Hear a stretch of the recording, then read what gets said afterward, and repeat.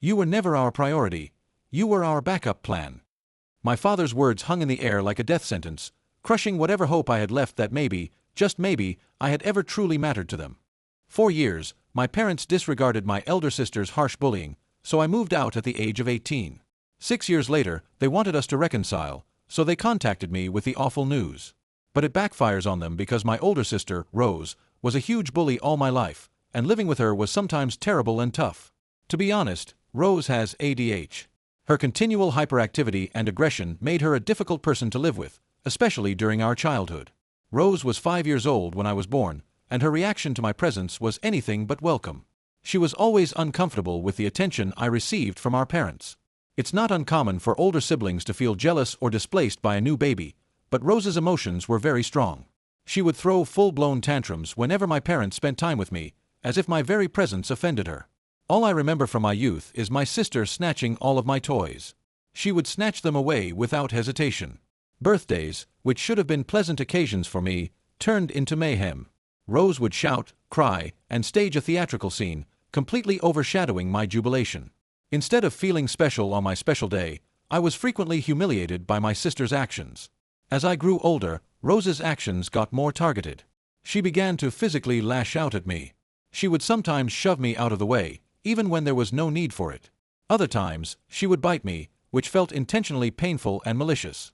It was evident that her dislike for me was more than just a phase. She seemed to resent me for taking the spotlight and ruining the interaction she had with our parents before to my arrival. Rose has never had any pals. My parents would plan playdates in an attempt to make her feel included, but those should have been fun times evolved into stressful, uncomfortable experiences. I had to continually mediate or apologize for her actions. Over the years, I couldn't help but harbor tremendous anger for my sister. I couldn't understand why she didn't behave like other people or why she couldn't manage her emotions. She also didn't seem to like me much and would frequently pick conflicts with me. Living with her was confusing and upsetting. I wished for a sister who would protect me, not one who continuously tortured me or made me feel unwanted.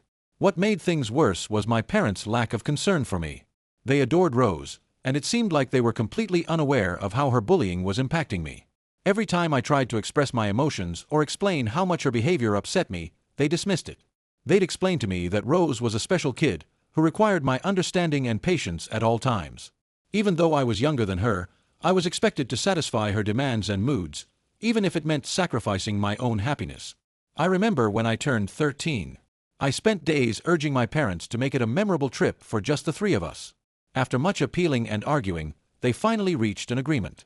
The plan was set. Rose would spend 3 days with our grandparents, and I would finally get my moment. But when Rose found out, she had a major rage, crying uncontrollably for hours, cursing, throwing things, and even getting in my face, screaming threats that she would kill me for attempting to take our parents away from her. To be honest, seeing her rage focused at me was horrifying and overpowering. Instead of sticking up for me, my parents started begging with me to let Rose join us. They tried to argue with me, explaining that it was the only way to calm her down. I resisted at first, knowing deep down that if she came, my fantasy trip would be shattered. But, with Rose raving furiously and my parents desperate, I felt forced to give in. Once again, her actions determined the outcome, and I was forced to accommodate her. As I had anticipated, bringing Rose turned the vacation into another fiasco. From the moment we arrived at Disneyland, she refused to enjoy anything like other children. She refused to sit on any of the rides and remained close to my mother the entire time. She was continually complaining about being overwhelmed by the throng, and how much she disliked everything. Her shouts and cries immediately became the focus of everyone's attention, drowning out the joy I'd been building up for weeks. Within 2 hours, Rose was pleading with my parents to take us back to the hotel, severely ruining what should have been a perfect day. In the end, my parents had to split up to make the situation more manageable. My mother drove Rose back to the hotel, and my father stayed with me so I could try to salvage what was left of the day. While I appreciated my father's efforts, the overall experience felt tainted. My birthday was not the pleasant and carefree event I had hoped for, as Rose's wants and tantrums took precedence once more. I know my parents did their best with the cards they were handed, but it was brutally clear that my sister's needs and priorities always came first. Rose wanted their attention at all times, and no matter what I did, I was always relegated to the background. While they believed they were doing the right thing by helping Rose, it frequently left me feeling invisible, as if my needs and feelings were insignificant in comparison to hers. By the time I turned 17, I had had enough of my sister's incessant bullying and my parents' constant ignorance. I began fantasizing of freedom, of finally enjoying a life unencumbered by my sister's needs or my parents' demands. I started applying to colleges, focusing on those far away from home. When my parents learned about my plans, they were furious. They did not understand, or perhaps refused to see, why I felt compelled to leave. They persuaded and virtually begged me to remain in our hometown. They argued that Rose needed me, that I was her sibling, and that it was my job to be there for her. I argued back, emphasizing that I didn't care about Rose and would continue to apply to remote institutions regardless of how they felt. My parents revealed the actual reason they wanted me to stay: their retirement plan. They intended to travel and enjoy their life while expecting me to bear full responsibility for Rose. They informed me about how they had been sacrificing their lives for years, waiting for my time to stand forward. First and foremost, I had never been consulted about my parents' long-term plans, and I had never given them any reason to assume I would be willing to accept care for my sister. Second, I had no intention of becoming her caretaker. I wasn't her dad, and it seemed unjust and absurd to expect it from me. I explained it to them as fully as I could. I also proposed alternate possibilities, such as hiring a full-time caregiver or teaching Rose to be more self-sufficient, at least for a few days at a period, so they could continue to enjoy their retirement. My mother stated that Rose would never be comfortable with a caretaker and insisted on 24-hour surveillance, which could only be provided by a family member, meaning me. My father agreed, even accusing me of being selfish for refusing to participate in their absurd idea. Their remarks stung deeply. As if that wasn't enough, my father then confessed that the entire reason they had me, their second child, was so that I might grow up and take care of Rose in the future. I froze. My thoughts whirled as the weight of that discovery fell on me. I stared at them silently, my eyes wide with disbelief.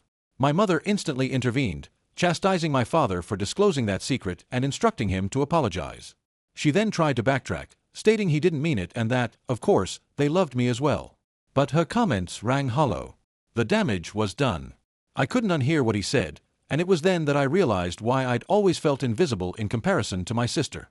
The fact that my existence had been portrayed as a solution to Rose's care, rather than as my own person with my own goals, was upsetting.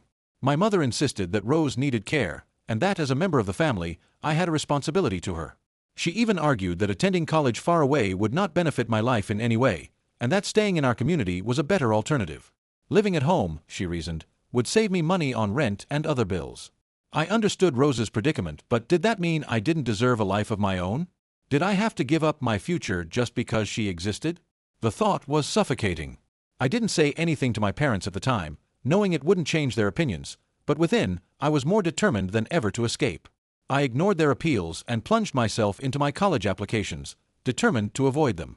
It wasn't easy, but I worked tirelessly, and my efforts eventually paid off. I eventually got into a decent enough college to make the effort worthwhile. Obviously, when I told my parents, they were outraged. They refused to let me go and did everything they could to guilt-trip me into staying. Although I was 18, I knew I still needed support to get away from my parents, so I turned to my grandparents. I contacted, appealing for their assistance. My grandma, who has always been a solid and caring presence in my life, came over right away. She helped me pack my bags and documents and offered me a place to stay with her and my grandfather till I left for college. But my parents did not stop there. They threatened to cut me off financially, refusing to cover any of my educational fees. They informed me that if I left, I would be on my own forever, and they would cut all relations with me. Even so, I refused to give in. I took out a student loan to help support my schooling. On top of that, my grandfather offered to cover some of my bills using his retirement savings. Accepting his help crushed my heart because I knew how hard he and my grandma had worked for that money. They were doing what my parents should have done, providing love, encouragement, and financial assistance. The subsequent 4 years of my life were a whirlwind of hard work and perseverance. College was tough not only academically, but also emotionally. While most of my peers had supportive parents and enough money to go out, I did not have the same luxury. Almost every day, I studied as hard as I could to support myself financially. I even took on a part-time job as a server, juggling long days and late nights around my studies. Those years were difficult, but I persevered because I knew there was no other option. Meanwhile, my parents never contacted me, not once, to ask how I was doing or if I needed anything. They maintained a deafening hush. Sometimes I questioned my worth, wondering if I truly deserved to be abandoned by those who were meant to love me unconditionally. But even then, I refused to give up, telling myself that if I kept going, I'd finally make a life for myself. After graduation, I was really fortunate to get an excellent job. It was the opportunity one had been working so hard for, and it seemed like the first true payoff for all of my years of sacrifices. With this work, I was finally able to start repaying my college loans. More importantly, I began repaying the money my grandfather had given me to help when my parents refused. He never wanted me to repay him, it was a gift of love, not a loan. But it meant a lot to me to lessen his burden and demonstrate that his trust in me was not misplaced. I maintain a close, loving relationship with my grandparents. Whenever possible, I arrange for them to pay me a visit and express my gratitude for everything they've done for me. This year, I started hearing alarming things about my sister from my grandparents. Rose's behavior appears to have worsened with time, and now that I am no longer her target, she has turned her bullying on others. She just began bullying the neighborhood youngsters. Apparently, she had been throwing water at the kids whenever they played outside and intimidating them by saying that they weren't allowed to play in her area. Unsurprisingly, the kids' parents were concerned and complained to my parents several times, urging with them to address Rose's actions and keep her away from their children. However, as usual, my parents did not take appropriate action. They expected Rose would eventually become bored and leave the youngsters alone. However, Rose maintained her shenanigans, and the situation erupted when one of the parents, fed up with her relentless bullying, contacted the cops. When the cops arrived, they noticed Rose throwing water at one of the children and screamed at her to flee for her life. Rose was immediately detained for allegedly harassing minors. My parents objected, but the police chastised them as well for failing to keep Rose under control. While this news has stunned some members of the family, it does not surprise me at all. I'd witnessed her unrestrained conduct for years, knowing full well that my parents were more interested in creating excuses for her than holding her accountable. Nonetheless, the fact that my sister was now in legal jeopardy was a stark reminder of how disturbing her behavior had become. My parents ended up bailing her out, but Rose is now facing a court date. This week, I received a call from my parents that caught me off guard. After 6 years of silence, seeing their phone number on my phone seemed weird. My father told me that he and my mother were at their wits' end dealing with my sister. He claimed they wanted to reconcile with me, that they had missed me for years but had been too furious and stubborn about my decision to leave for college to contact me. It seemed as if he was attempting to rewrite the story, wiping away years of pain and abandonment with a half-hearted apology. I could tell he and Mom had called me for something, so I told them to spit it out. That's when Dad indicated that, with my sister's approaching court appearance, they were finally seeing the truth. That perhaps I had been correct all along about my sister. My father admitted, hesitantly, that my sister was a bully. He claimed that she had gotten worse over the years since I had left and was getting into more serious trouble. Dad informed me how he and Mom had talked and that he now felt sorry for what I had been through. He admitted that they should have listened to me more. He also informed me that they were finally willing to send Rose to therapy so she could receive the assistance she clearly required. Hearing those comments from Dad felt bizarre, especially since I had spent so much of my life urging him and Mom to take action against my sister, only to be dismissed or taught to accept Rose's actions. Dad went on, saying they wanted to meet with me and apologize in person if I was willing to listen. That's when I informed my dad, as quietly as I could, that while I was relieved that they were finally providing my sister with the assistance she required, the truth was that I no longer cared. They had been ignoring me for far too long. Over time, I accepted their absence and constructed a life without them. I wasn't willing to reconcile with them just now. My father then tried to get me to reconsider. Am I an asshole, A-I-T-A, if I don't reconcile with my family, especially given how they've treated me for years? Update 1. I want to clarify a few points because I can't respond to everyone in the comments. No, my sister was never bullied.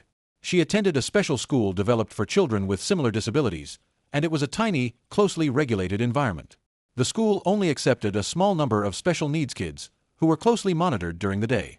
Her instructors were wonderful and provided good care for her, and my parents were constantly active in her life, checking in on her on a daily basis.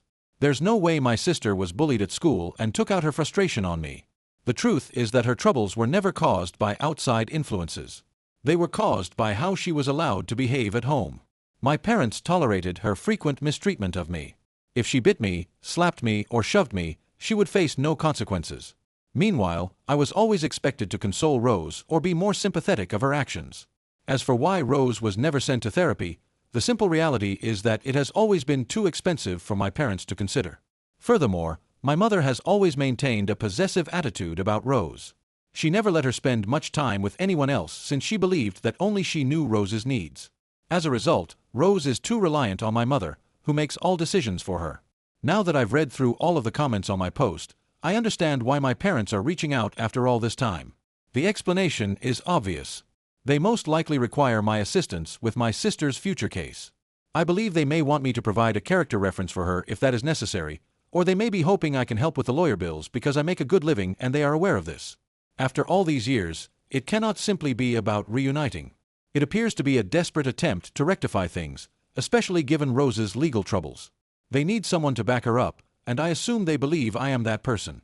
I am sure they want me to step in and be the good son who helps them clean up their mess, but I am not going to do it. Update 2. For those wondering how my grandparents feel about my parents trying to reconnect with me, they're not delighted. They haven't communicated much to my parents throughout the years, especially since I was kicked out and wanted to go to college. Since then, their relationship has been rocky, and they have generally maintained their distance. My grandparents have only maintained in contact with my parents because they occasionally help out with Rose, whether it's babysitting or caring for her when my parents need it. My grandparents understand exactly what Rose is like. They've witnessed her conduct personally, including her bullying, and are dissatisfied in how my parents have handled everything over the years. They've always been supportive of me, but they've never dismissed Rose's acts. So, with my parents now wishing to make amends and reconnect with me, my grandparents have made it obvious that they understand my reluctance. They have asked me to be cautious. They understand how devastated I have been as a result of my parents' actions, and they do not want me to rush into anything that could wind up being much more traumatic. My folks have also continued to message me all week. They strongly urge me to consider giving them another shot. They keep saying how much they regret the way things have been between us and how they've recognized they made mistakes. As a result, I'm torn. Update 3. My concerns regarding my parents were correct. Today, after weeks of asking, I finally consented to a video conversation with them. It had been a long time since we'd seen each other, and I was feeling a range of emotions building up to the call. When I finally saw them on TV, I couldn't help but note how different they appeared. They were considerably older than I remembered, tired and worn out. It crushed my heart to see them like that. Despite the emotions churning inside me, I attempted to remain calm.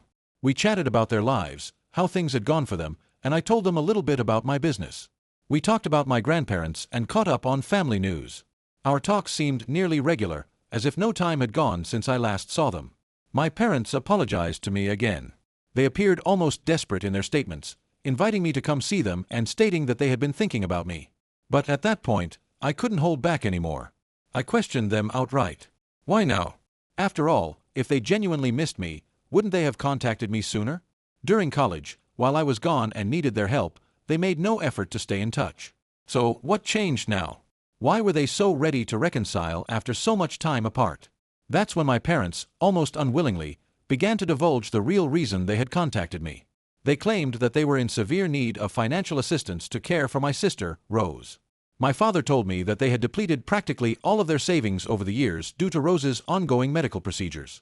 The bills had exhausted them, and now, with her court case waiting and the possibility of requiring therapy for her behavioral disorders, the financial strain was becoming insurmountable. My father finally begged me, almost pleadingly, if I could start sending the money every month because I was doing so well in life. My mother soon stepped in, emphasizing that the money would only be used for Rose and nothing else. I shook my head in answer, feeling a knot form in my stomach. I implored them, my voice quivering with rage. Do you really think I would just send you my hard-earned money to spend on Rose? I was straining to contain my rage. No matter how much you need it, how could I possibly assist you with her? She was the one who bullied me for years. She's the one that made my life miserable. She's the one who destroyed every birthday party I've ever had. My voice cracked as I continued. She is the one who has never shown any sympathy or concern for me.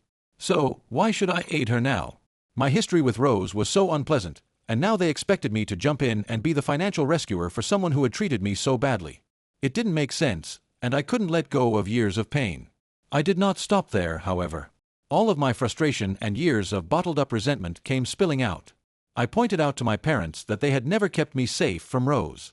They'd never given me genuine compassion when it came to her.